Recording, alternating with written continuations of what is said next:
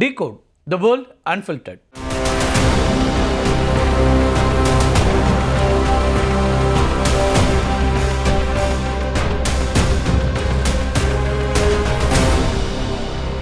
America விதிச்சிருக்கக்கூடிய விரிவுபடுத்தப்பட்ட பொருளாதார தடைகளை எதிர்கொள்றதுக்கு தங்களுடைய நாடு முழுமையாக தயாராக இருக்கிறது அப்படின்னு ஈரான் அறிவித்திருக்கிறது.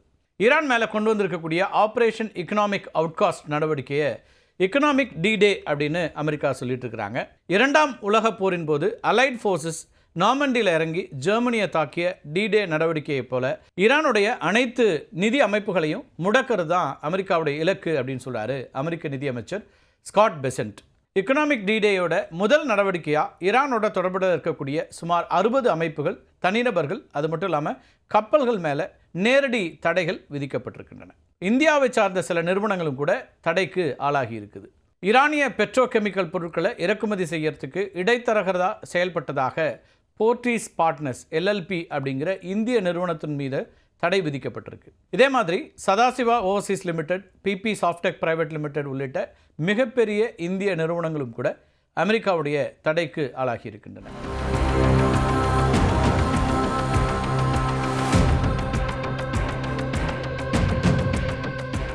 பொருளாதார ரீதியாக தனிமைப்படுத்துதல், துறைமுக முடக்கம் அப்படின்னு எத்தனை பொருளாதார ரீதியிலான இடிகளை இறக்கினாலும் அனைத்தையும் எதிர்கொள்ள தயார் அப்படின்னு ஈரான் துணிச்சலாக சொல்லிட்டு இருக்காங்க.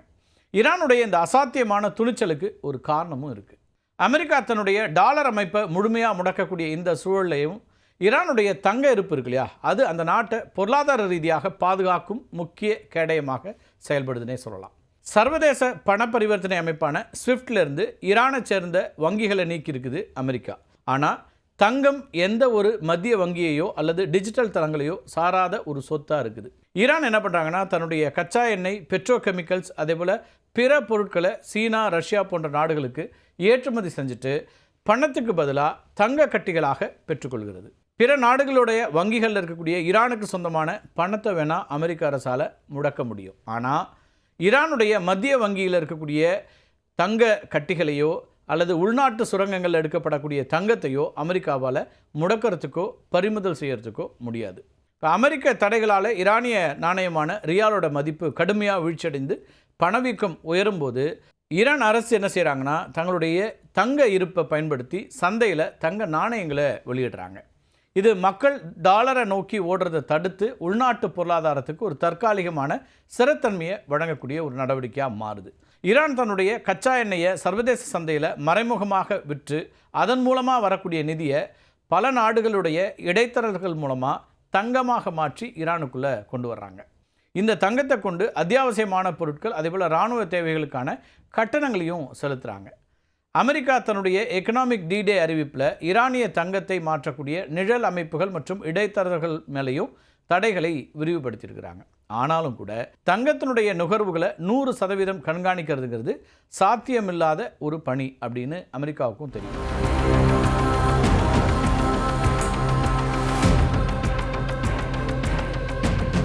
இப்போ தங்க கையிருப்பு குறித்து ஈரான் அரசு சரியான எண்ணிக்கையை வெளியிடுறதில்லை அப்படின்னாலும் கடந்த ஆண்டில் மட்டும் ஈரான் சுமார் 100 டன்களுக்கும் அதிகமான தங்க கட்டிகளை இறக்குமதி செஞ்சு தன்னுடைய இருப்பை வலுப்படுத்தி இருக்கிறாங்க.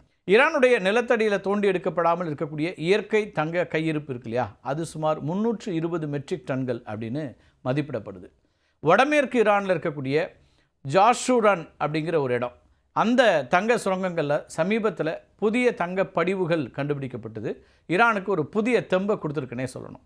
இங்கே தங்கத்தை பிரித்தெடுக்கிறதுக்கு மேலை நாடுகளுடைய தொழில்நுட்பங்கள் கிடைக்காததுனால ஈரான் என்ன செய்கிறாங்கன்னா, தங்களுடைய பொறியாளர்களே சொந்தமாக வேதியியல் முறையில் தங்கத்தை பிரித்தெடுக்கக்கூடிய புதிய தொழில்நுட்பத்தை கண்டுபிடிச்சு அதில் செயல்பட்டு வராங்க. இப்போ ஈரானிய ரியால் பணத்தினுடைய மதிப்பு தொடர்ச்சியாக குறைஞ்சிக்கிட்டே வந்தாலும் ஈரானிய மக்கள் என்ன பண்ணுறாங்கன்னா, தங்களுடைய சேமிப்பை தங்க நாணயங்களாக மாற்றி சேமிச்சிட்ருக்கிறாங்க.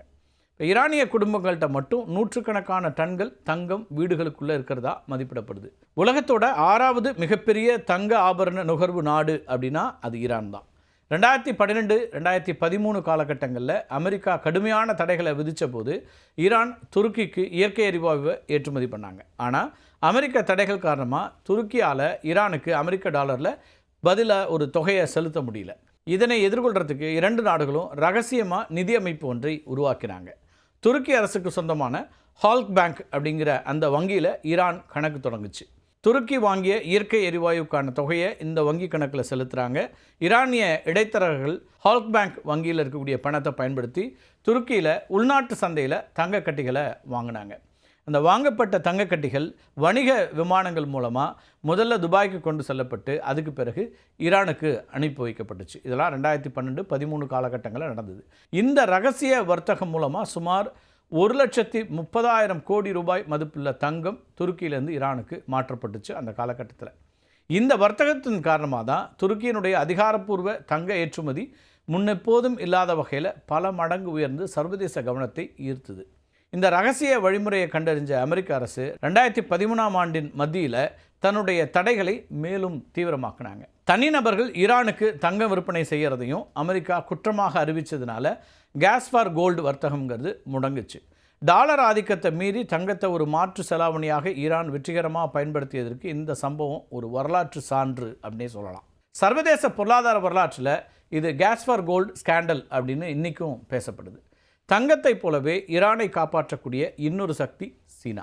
அமெரிக்கா சர்வதேச அளவில் ஈரானிய எண்ணெய் விற்பனைக்கு தடை விதித்திருக்கக்கூடிய நிலையிலையும் ஈரான் ஏற்றுமதி செய்யக்கூடிய கச்சா எண்ணெயில் சுமார் 80% வரைக்கும் சீனா மட்டுமே வாங்கிட்டு இருக்கிறாங்க.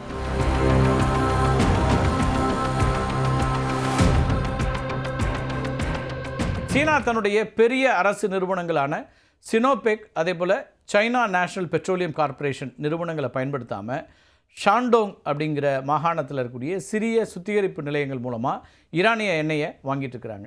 இவை பெரும்பாலும் டீபோர்ட் ரிஃபைனரிஸ் அப்படின்னு அழைக்கப்படுகின்றன. இந்த டீபோர்ட் ரிஃபைனரிஸ் முழுக்க சீனாவுடைய உள்நாட்டு தேவைகளுக்காக செயல்படக்கூடியவை. இதுக்கு அமெரிக்காவிலோ அல்லது டாலர் நிதி அமைப்பிலோ எந்த தொடர்பும் இல்லாததுனால அமெரிக்க தடைகளை பற்றி இவங்க கவலைப்படுறதில்ல. உலக சந்தையில் ஈரானிய எண்ணெயை யாரும் வாங்க முடியாததுனால ஈரான் வழக்கமான சந்தை விலையை விட பேரலுக்கு பல டாலர்கள் மலிவான விலையில் அதை சீனாவுக்கு விற்கிறாங்க. குறைந்த லாப வரம்பில் இயங்கக்கூடிய இந்த டீபோர்ட் ஆலைகளுக்கு ஈரானுடைய மலிவு விலை எண்ணெய் ஒரு வரப்பிரசாதம் தான் சொல்லணும். ஒட்டுமொத்த சீனாவுக்கும் இது மிகப்பெரிய லாபகரமான ஒரு வர்த்தகமாகவும் மாறுது. இப்போ அமெரிக்க செயற்கைக்கோள்கள் மற்றும் கடற்படையினுடைய கண்காணிப்பிலிருந்து தப்பிக்கிறதுக்கு ஈரான் மற்றும் சீனா இணைந்து ஷேடோ ஃப்ளீட் அமைப்பை பயன்படுத்துகிறாங்க. ஈரானிய எண்ணெயை ஏற்றி வரக்கூடிய கப்பல்கள் தங்களுடைய ஜிபிஎஸ் கருவிகளை அணைச்சிடுவாங்க. நடுக்கடலில் குறிப்பாக மலேசியா அதேபோல் இந்தோனேஷியா கடல் பகுதிகளில் வச்சு இந்த எண்ணெய் வேறு கப்பல்களுக்கு மாற்றப்படும். அதுக்கு பிறகு அந்த மாற்றப்பட்ட எண்ணெய் இருக்கு இல்லையா, அது ஆவணங்களில் மலேசிய எண்ணெய் அல்லது இந்தோனேஷியா எண்ணெய் அப்படின்னு பெயர் மாற்றம் செய்யப்பட்டு சீன துறைமுகங்களை சென்றடையுது. சீனா ஈரானிய எண்ணெய்க்கான கட்டணத்தை தன்னுடைய சொந்த நாணயமான யுவானில் செலுத்துகிறாங்க. இது மூலமாக பெறப்படக்கூடிய யுவான் நிதியை கொண்டு ஈரான் சீனாவிலிருந்து அத்தியாவசிய பொருட்கள், மின்னணு சாதனங்கள், இயந்திரங்கள் அதேபோல் தொழில்நுட்பங்களை இறக்குமதி செய்துக்கிறாங்க. 2021ஆம் ஆண்டில் ஈரானுக்கும் சீனாவுக்கும் இடையில் கையெழுத்தான 25 ஆண்டு கால ஒப்பந்தம் ஈரானுக்கு மிகப்பெரிய பொருளாதார பாதுகாப்பு வளையத்தை அளிச்சிருக்குன்னு தான் சொல்லணும். இந்த திட்டத்தின் கீழே சீனா ஈரானுடைய உட்கட்டமைப்பு, தொலைத்தொடர்பு, துறைமுகங்கள், ரயில்வே அதேபோல் பாதுகாப்பு துறைகளில் சுமார் $400 பில்லியன் முதலீடு செய்யறதுக்கு உறுதி பூண்டிருக்கிறது. இதுக்கு பதிலாக சீனாவுக்கு தங்கு தடையின்றி மலிவு விலையில் எண்ணெய் வழங்குறதுங்கிறது தான் ஈரான் ஒப்புக்கொண்ட ஒரு விஷயம். இப்போ பொருளாதார ரீதியாக மட்டும் இல்லாமல் தூதரக ரீதியாகவும் ஈரானுக்கு சீனா ஆதரவாக நிற்கிறாங்க. ஐநா பாதுகாப்பு கவுன்சிலில் அமெரிக்கா ஈரானுக்கு எதிராக கொண்டு வரக்கூடிய ஒருதலைபட்ச தடைகள் அதேபோல் தீர்மானங்களை சீனா தொடர்ச்சியாக எதிர்த்துக்கிட்டு வராங்க. பிரிக்ஸ் அதேபோல் ஷாங்காய் ஒத்துழைப்பு அமைப்பில் ஈரானை சேர்க்கறதுக்கும் சீனா முக்கியமான ஒரு பங்காற்றுது. சீனாவை பொறுத்த வரைக்கும் ஈரானிய எண்ணெய் அப்படிங்கிறது நாட்டுடைய எரிசக்தி தேவையை பூர்த்தி செய்யக்கூடிய ஒரு வழிமுறை மட்டுமல்ல, மத்திய கிழக்கு பிராந்தியத்தில் அமெரிக்காவுடைய மேலாதிக்கத்துக்கு எதிரான தன்னுடைய செல்வாக்கை நிலைநிறுத்தக்கூடிய ஒரு முக்கிய நடவடிக்கை அப்படின்னு பார்க்குறாங்க. இதனால தான் அமெரிக்காவுடைய தடைகள் எவ்வளவு தீவிரமடைந்தாலும் ஈரானோட இருக்கக்கூடிய வணிக உறவை சீனா கைவிடுறதில்லை அப்படிங்கிறதுல தெளிவாக இருக்குது. சீனா பொருளாதார ரீதியாக ஈரானை காப்பாற்றுறது போல் ரஷ்யா இராணுவ மற்றும் உணவு பாதுகாப்பு ரீதியாக உதவிக்கரங்களை நீட்டிகிட்டு இருக்கிறாங்க. யுக்ரைன் போருக்கு தேவையான ஷாஹெத் ட்ரோன்களை ஈரான் ரஷ்யாவுக்கு கொடுக்குறாங்க. அதுக்கு பதிலாக டாலர் பரிவர்த்தனையின்றி நேரடியாக ரஷ்யா கிட்டேருந்து அதிநவீன சுகோய் போர் விமானங்கள், வான் பாதுகாப்பு அமைப்புகள், உணவுப் பொருட்கள் அப்படின்னு பண்ட மாற்றா பெறுது ஈரான். இப்போ அமெரிக்கா எவ்வளவு பொருளாதார நெருக்கடிகளை கொடுத்தாலும் ஈரானுடைய வரலாற்று சிறப்புமிக்க தங்க கையிருப்பு, ஆசிய நட்பு நாடுகளுடைய ராஜதந்திர ஆதரவு, அது மட்டும் இல்லாமல் மாற்று நிதி வழிமுறைகள் அப்படிங்கிறதெல்லாம் ஈரானுக்கு ஒரு தகர்க்க முடியாத தற்காப்பு வளையத்தை வழங்கியிருக்குன்னு தான் சொல்லணும். இது மூலமாக மேலை நாடுகளுடைய டாலர் மேலாதிக்கத்திற்கு சவால் விடுக்கக்கூடிய ஒரு முக்கிய மையமாக தன்னை நிலைநிறுத்தி கொண்டு எந்த ஒரு கடினமான சூழ்நிலையும் ஈரான் துணிச்சலாக எதிர்கொண்டுட்டு வர்றாங்கங்கிறது தான் இருக்கக்கூடிய நிதர்சனமான உண்மையும் கூட. மீண்டும் ஒரு காணொலியில் சந்திக்கலாம் நண்பர்களே. நன்றி, வணக்கம்.